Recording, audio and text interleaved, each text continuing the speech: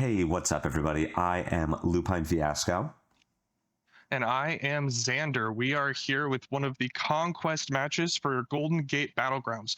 These are best 2 out of 3 matches. Sage legal cards. All of the cards from the new set are legal. The Pen Spoilers Compendium of Wraith here. These players, Raheel and Winson, are some of our top players from the Golden Gate Battlegrounds circuit, and they've been given less than a day to come up with these decks, come up with some new brews, and come into this game. That's right. We are here. This is cutting edge stuff. We are going to see what these players can come up with for Silver Age with Compendium on the fly. This is before any sanctioned events. This is before World Premiere London. And these are the best of the best here in the Northern California region. But this isn't just your typical game of Flesh and Blood. We are playing the Conquest format. That means that these players have gone through and drafted between all of the legal heroes for Silver Age. They've all picked 3 heroes that they want to play in this tournament, and now we are getting into the hero ban process. They won't be playing all 3 heroes. Both Winson and Raheel have the opportunity to ban a hero from the other player's pool, and so we are getting into it now. Between the 3 heroes, Winson and Raheel are looking at the other's choices and deciding which of those 3 they don't want to play against.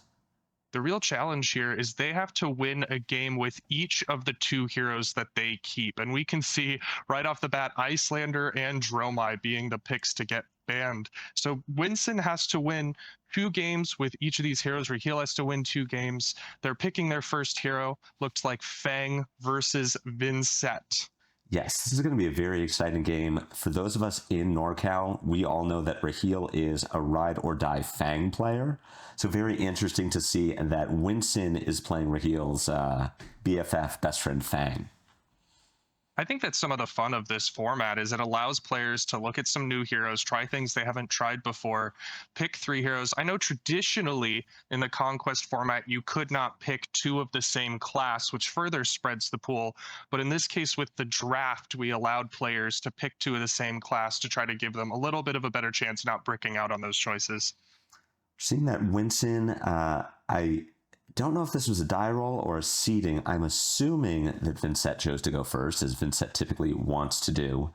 Looking at the board state here, I'm seeing typical Runeblade cards over on Vincent's side of the board, although those look like the new gloves from Compendium of Wraith. And on Winston's side with Fang, we see 2 of the new Unity pieces of equipment that will let Warrior just block better than it could before.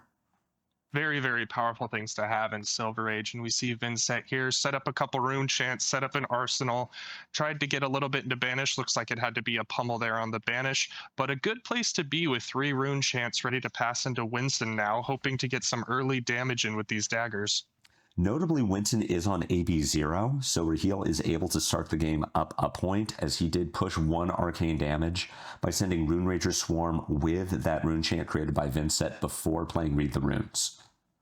I think that gives us a little bit of Winston's strategy here. He does have some good defense on this armor, but he doesn't want to be pitching away cards to these rune chants. He wants to keep as much of his hand as possible to throw as much damage as possible Vincent's way.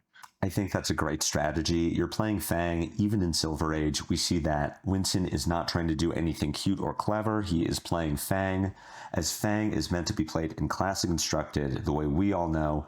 Red line, make fealties, mark the enemy hero, turn online as fast as possible, deal a bunch of damage, and you can't do that when you're pitching on your opponent's turn. Some good progress made there, making that fealty from what I believe is a pledge fealty and marking Raheel with that scar tissue, getting some tempo, getting that quest done to get to 3 fealties and make his dagger swings free. We'll see what Vincent is going to banish. We do get a Deathly Delight put into banish, so unlike that pummel, this is going to be playable out of the banish zone, and Raheel is sitting on 4 rune chants, so no problems actually casting the card from banish. The question is, does he have a follow-up? Looking here at this Mauve Skies, giving Go Again very powerful here, and of course the Rune Chant generation. This is one of my favorite cards in general for Runeblades, but in this format, it enables some really big strategies. This is already a huge turn. We've got 4 Arcane, which Winston just automatically takes, presenting no AB. We could be looking at something like an Arcane Polarity to gain some life back, but for now, going down to 15 and having to deal with 5 go again. There is no on-hit. Winson has already taken the damage. Raheel currently will not be gaining a life because of his own Reaping Blade effect. But if Winson was to play something like Arcane Polarity and not block, Raheel might be getting some life back. But we're going to see more what that follow-up to the Deadly Delight is. That might be why Winston's holding back on that Arcane Polarity. He knows it's a very powerful tool for controlling the tempo here against a Rune Blade. The Deathly Delight does hit, so while the Delight has no on-hit, the Mavrian Sky's on-hit is active, and Raheel makes 3 more Rune Chants, which are going to be... Rune Rage Swarm, good. Follow-up, getting Go Again with the Aura Generation. 3 more arcane damage, plus 3 Go Again physical damage from the Rune Rage Swarm. Raheel is still holding a card. We see that it is a Runeblood incantation. It's a 1-cost aura, so Raheel can't play it unless he wanted to break that Garland of Spring, but he could just pitch it to attack with a Reaping Blade for 3 more damage. He also might be able to play out whatever he's got tucked away in his arsenal there. I don't know if we quite saw that earlier. I don't believe we did, or at least I didn't. It looks like Winson is just taking the 3 from the Rune Rager Swarm, going down to 5. Raheel gaining the point of life. Again, Reaping Blade would say that it shouldn't, but with a 5 to 19 life deficit, might not matter. Popping that Garland of Spring, playing out that aura from hand. Raheel seems to like that he's in control, wanting to set up a little more to really come in over the top with this arcane damage that, like you said, Winson kind of can't stop. He has no AB. But he does have the Arcane Polarity, so gaining 4 life off of 1 card is a great way to give yourself a little buffer. Hopefully put something big together, maybe generate a couple more fealties, keep yourself alive through Raheel's next turn, and then crack back. I see Winson popped his chest piece. I didn't quite catch what it did here, though. The Sash of Sandy Kai, I want to say. It's an uprising piece of armor. So at instant speed, if you've played a red card during your turn, you can break it for a resource. Cut Through was the red card that turned it on, and that resource is going to fuel this dagger attack for 5, currently with no Go Again. No Go Again here and nothing in the pitch. Maybe he's hoping to get that 3rd fealty right now on this turn. We see an Affirm Loyalty in the hand, which I know that card. That's from the Hunted. It's a 0 cost, plus 3 attack reaction. It is Draconic. If it's played at the 2nd Chainlink or higher, it makes a fealty, and we'll see if that is not going to be the case here. So actually using the Refraction Bolters to give the Obsidian Fire Vein Go Again, which is going to let Winson pitch the 2nd card from his hand. I know it's new. I don't know what it does, but it at least pitches for 1. Fire Vein coming in for 1. He can Affirm Loyalty to get his 3rd fealty this turn. Yeah, that card pitched away is one of these new cards from Compendium of Wraith. Very, very interesting. It's a smaller dagger buff than some of the others, but I want to say it's Molten Fire Vein, something along those lines. It gives the dagger an on-hit of burning them, essentially just losing a life, and it also can be used to try to turn off things like Frostbite, something that in this matchup isn't really that important, but it's there as another Draconic buff if he needs it. That makes sense, and yes, now it's coming back to me. So effectively pitching for 1, but regardless of whether Winson blocks this dagger, Affirm Loyalty is going to make the 3rd fealty. So Winson is online, and as Fang players know, being online by turn 2 is generally the goal, what you're trying to do as a Fang. Evens out the life total just a bit, but Raheel still sitting on a full grip of cards with an arsenal and Sutcliffe's Suede Hides that for the cost of a resource are going to give an attack Go Again if he's played an attack and non-attack action in the turn. I do notice that Raheel's already spent some of his equipment on block, while Winston still has those 2 Unity pieces. He might be hoping to use them to pad up his life total here, and then still swing back with damage. I'm guessing Raheel just wants to see all those cards come out of his hand as soon as possible.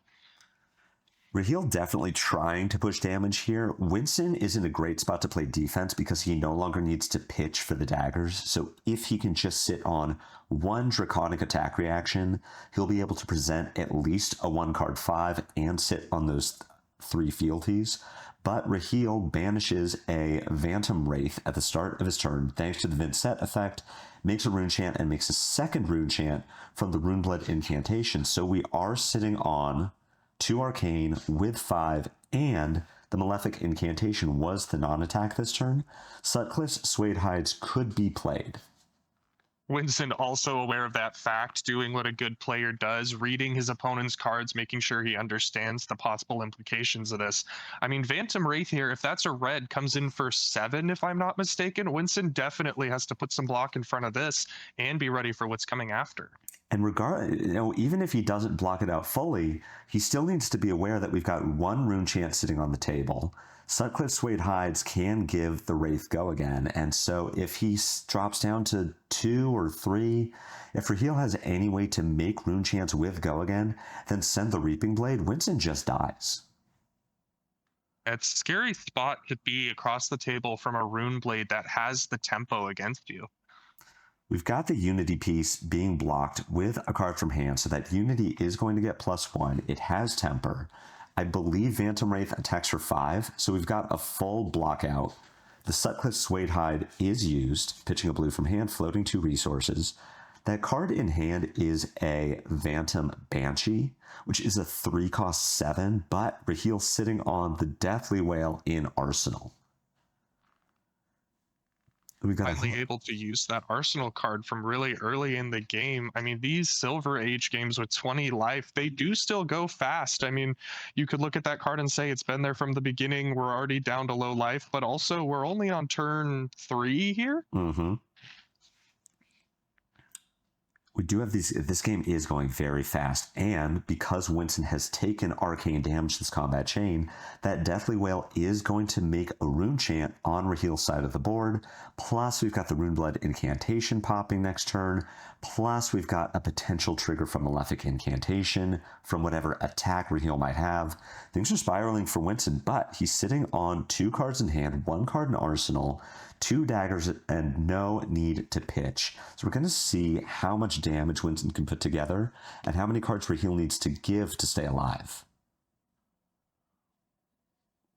Winson here hoping to do a lot of damage. I think you were about to say what I was gonna, that Raheel looks like he's got 2 Marvin Skies in hand and a defense reaction that could potentially push another piece of arcane, but only 1 real attack. 1 real attack. Both Mavri and Skies only block 2, and that single attack in Raheel's hand is that Phantom Banshee.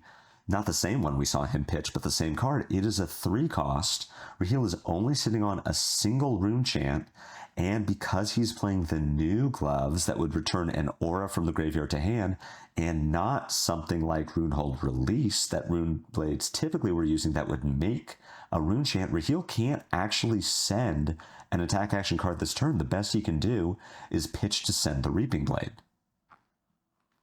Yeah, I know some people would look at this hand and maybe say, oh, but you have the resources, but Viserai has a requirement that at the beginning of turn you banish a card from hand, and that requirement makes this hand very hard to convert. Throwing the expensive card into the banish means you can't necessarily rune gate it. Throwing something else means you just wasted a card. It's not a great draw for Raheel to get at this point in the game.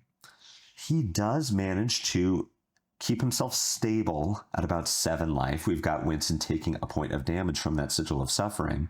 Without Hunt's End existing in the Sage format, Raheel can take a chance. He can say, I'm at 7, you can't kill me. Whatever reaction you have, this dagger is not going to kill me. So I'm going to say no blocks. He can banish not the Phantom Banshee, banish a Mavri and Skies, just hardcast the Wraith and say, here's a point of arcane and 7. You got to give me some cards. What do you want to do? Getting the extra rune chant off of the Viserai trigger is also huge here. I mean, 2 arcane means Winston is already functionally at 3 life.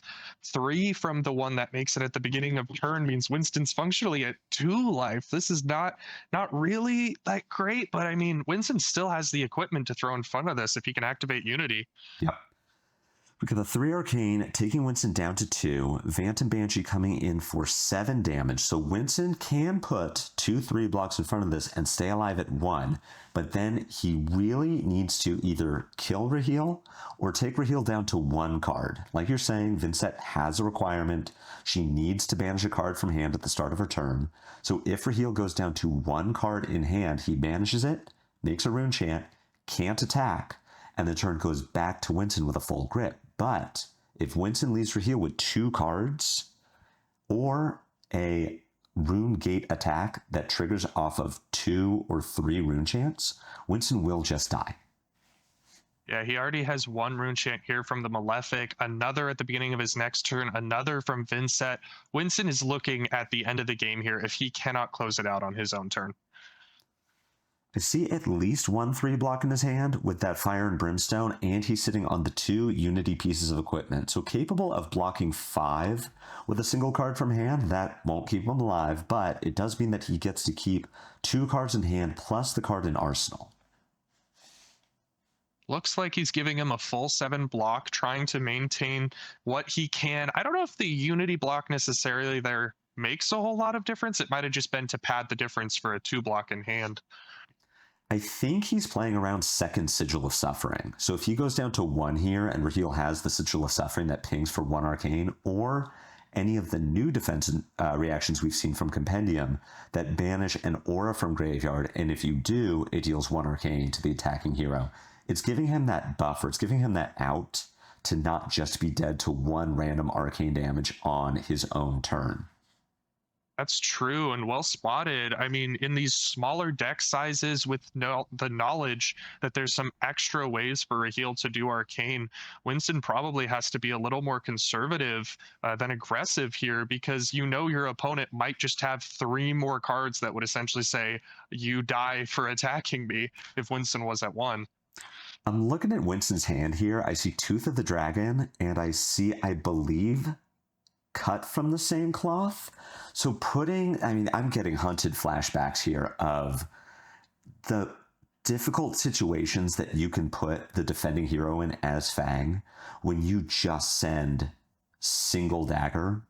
They might put 6 in front of it and you Tooth of the Dragon. They might put nothing in front of it. You have to really play this guessing game as the defending hero, and Raheel correctly just puts a single 3 block in front of the dagger. But now we've got Tooth of the Dragon coming in for, I believe, 7 between the Fire Vein coming in with the Tooth effect and Scar Tissue. And that's 1 more react still in hand for Winson. If Raheel doesn't block this correctly, Winson could potentially push damage over the top, but you and I can see that he also has one of those defense reactions in hand. It would cost 0 since he already controls a rune chant, defend for 4, and then make an additional rune chant. It also allows him to keep 2 cards. Like I was saying, he banishes, although neither one is a rune gate attack, he just needs to banish a card to Vincent, then attack with a Reaping Blade. I believe this rune chant decree. Yeah, there we go. There it is. Okay. Back in hand, realizing he doesn't have to pitch to this. No, and that's going to come in huge for him. I'm sure Raheel was already seeing the end of the game if he needs to pitch a card to play the Reduced to Rune chant. But if he gets to keep 2 cards here, he's got to be feeling really good about his chances. I think worst case scenario, since he's got that Oasis, he can just, pay for that, cover up the rest of the damage. It's not ideal. It puts him in that position where he has to survive another turn. But it does mean he doesn't necessarily die here, even though Winson has another dagger pump. So Winson currently had not played a Draconic card in this chain link, so the Fire Vein still looking for its buff. Is that, it's a yellow Scar Tissue. So we've got the Fire Vein coming in for 4, gets buffed to 6, gets buffed to 10, which is just not enough to force Raheel to play the Oasis Respite. Yeah, and right now Raheel banish to Vincent, make a rune chant, and then just pay to swing the sword. Winson dies to the 3 arcane with no AB. No, we've got the fist bump from Winson, accepts his fate. There's the arcane polarity he was looking for. He knew it was his only out. Looks like Raheel is our winner for game 1, but in this format, you are not the winner until you win 2 games, and with both of the heroes that went unbanned. So Raheel now has to win his 2nd game with Phi. We're back in it with the 2nd game of this exciting series between Winson and Raheel. We saw Raheel take the first game, Vincent versus Fang. thanks to the Conquest rules, Winson will continue to play Fang. Raheel will now need to win with a second hero, that second hero being Fi. Both of these heroes draconic, Fi coming from the older draconic set, Fang from the new, but both of these heroes can be very aggressive. I don't expect this game to take too much time. I think both of these players are going to be trying to maximize damage, keep tempo, and get over the top of the others, because both of these decks run a lot of 2 blocks. It's fun to see, at least on Fang's side of the board, we have 2 new pieces of equipment from Compendium, those 2 Unity cards. Then we look over at Fi, and we see the same ninja equipment that anyone who's been playing Silver Age, even back when it was Project Blue, will recognize as the IRA Tolarian Community College Round the Table cards. And they are really just the standard for Draconic, and for any ninja, really. Making a Crouching Tiger with the Pouncing Paws, giving it +2 with the Tearing Shuko, and generating a resource with the Blood Scent. See Fang able to punish, coming in with a dagger, Raheel understandably throwing as many cards in front of it, trying to avoid the blowout of all the attack reactions, and Winson able to just say, here's go again, I'll pump the second dagger now that you don't have very much to block with. Like you were saying, so many 2 blocks in both of these decks. Raheel having to put a 2 block in front of that second dagger means that he's taking 3 from the attack reaction, and it's that same Affirm Loyalty that we saw in Game 1. Winson pushing 3 damage, keeping an arsenal, and getting a fealty on turn 0 has got to feel great. He is already in a good position going into the rest of this game. Now, correct me if I'm wrong, John, but you are a former Fi enjoyer, right? You are an expert on this hero. Can you tell me your thoughts on how this hero is unique in Silver Age? Fi is unique in Silver Age because of not only how wide he can go, but thanks to some of the cards from the Hunted and now from Compendium, how tall he can go. If you can pair a good Draconic combat chain with a card like Rake Over the Coals or Red Hot, you are going to push a lot of damage. Looks like so far we got a Draconic Head Jab followed by what I believe is a 1-for-4. I'm having a little trouble reading the card from here. That looks like a Mounting Anger. I can't tell if it's red or blue. In either case, if it hits, Raheel will get to banish a card with cost 1 or less from his hand and get +1 this combat chain. We know that he's holding a card. We can assume that it costs 1 or less. We can see now that it's Lava Burst. So if this Mounting Anger hits, that Lava Burst is going to come in for 6 damage this turn. I'm assuming there because he'll be swinging that sword as his next link and then following right at the end with that Lava Burst. Winston seeing all the damage face up, but knowing exactly how much is coming his way. He's going to be taking 3 from that Searing Emberblade, 1 from the Phoenix Flame, and then 6 from this Lava Burst. What an incredible turn from Raheel, really showing the explosive power of Fi in this format. Especially since this is a hand he just ripped off the top. He had to completely block out, no filter, that turn 0. These are 4 cards he just drew and threw at Winston, knocking him all the way down to 7 life already. I mean, that's Draconic Ninja. Like, Fi in this format can draw some clunkers. He can draw multiple blues. He might draw finishers that don't work very well. And we can see from Raheel's hand now, kind of that hand. He's got 2 1 costs in hand. 2 of them don't have go again. 1 of them is a 1-for-2 unless you can discard a Phoenix Flame. And the 4th isn't even a starter. So Raheel really sitting on a clunker here, but even Fi's clunkers can block pretty well. He can put 8 cards, 8 point of block down in front of Winston's turn, arsenal whatever's left, and he's sitting at 17. Fang still isn't online, so there's only so much damage that Winston can really do in this turn. Raheel making a little bit of armor block here, using that Blade Beckoner Helm to get the extra block value on his opponent's weapon. Winson kind of punishing the block by just playing a attack reaction that'll give go again to the dagger and buff the next swing here. Absolutely. Putting 4 block in front of a 2 power dagger that is then, like you said, going to punish him by not having that block value. What's interesting is we're going to see how Raheel chooses to use this hand that really doesn't attack very well on any hand size. Raheel can block 5 and then send 3 and arsenal a card, or block 6 and send 3 arsenal and try to set up. He's really relying on that life buffer to keep him alive for another turn. He's keeping all 4 cards here? It's a choice. He can present enough damage to force Winson to block, and maybe that's what he feels is his best course of action in this game, is just to take cards away from Winson. He's sitting at 10, but Winson finds the third fealty. He not only hits Fi, who was marked, and makes a second fealty, but plays the 1-cost Draconic Warrior reaction that makes a fealty when played on the second chain link. So Winson doing a lot to even out that life discrepancy, and is also online, which is going to let him block just a little bit better. We also still have to notice that Fi able to block with some of this equipment, but still able to use it. I mean, we have the Pouncing Paw Shuko play to get 1 extra chain link. He, of course, can still always try to go get that Phoenix Flame. I mean, Raheel might be looking at a hand that he can still give a good amount of damage with, maybe end with an Arsenal.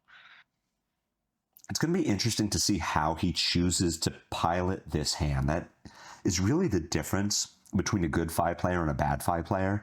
When your hand is Draconic Starter, Blaze Headlong, Mounting Anger, and a blue, anyone can play out that hand. But when you have a hand like what Raheel has, pitching a Lava Burst to play a 1-for-2 with Go Again, that's going to let him play this display loyalty. This now has Go Again. It makes a fealty.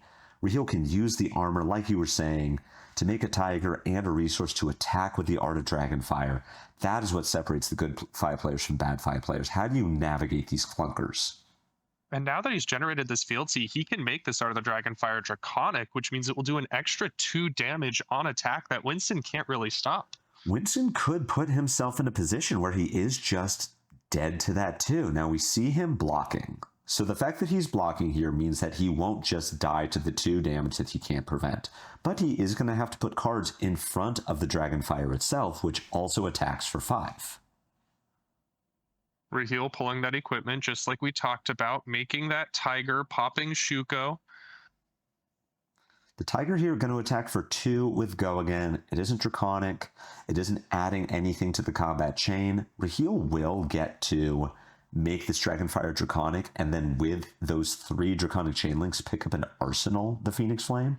But Winson here being very disciplined as far as just blocking.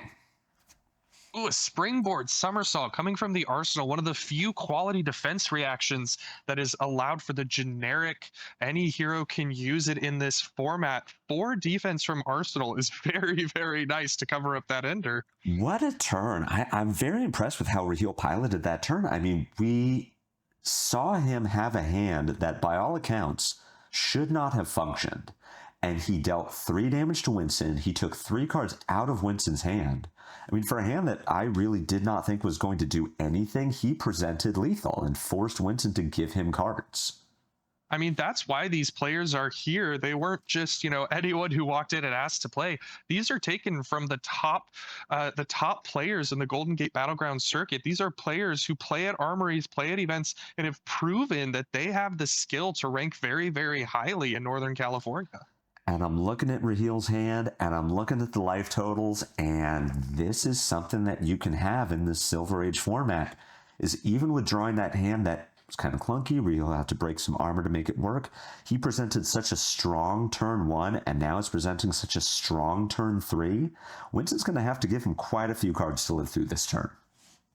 Ravenous Rabble coming in for 4 Go Again always feels bad. As a defending player, you're looking at that break point just thinking, ugh, if only this was easier to block. Why couldn't you have had a blue on top of your deck? I know you play blues in there.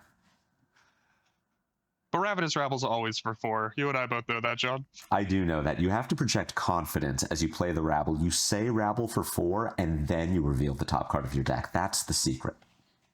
Absolutely. Looks like Winson deciding what equipment he probably wants to put in front of this, knowing that he's not going to get a lot of value out of it if he tries to save it for later.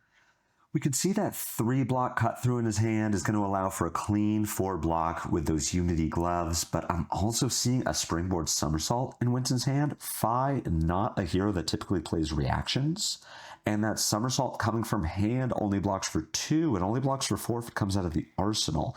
So this could be a little tricky for Winston to pilot. Yeah, getting it in your deck as a yellow kind of makes it feel not as bad, but in these late game scenarios, you are never happy to draw that 2-block. I'm trying to see what else is in his hand. I do see a Blistering Blade, which he would probably have preferred to keep. Would let him keep those fealties and send that 1-card 5 with his daggers.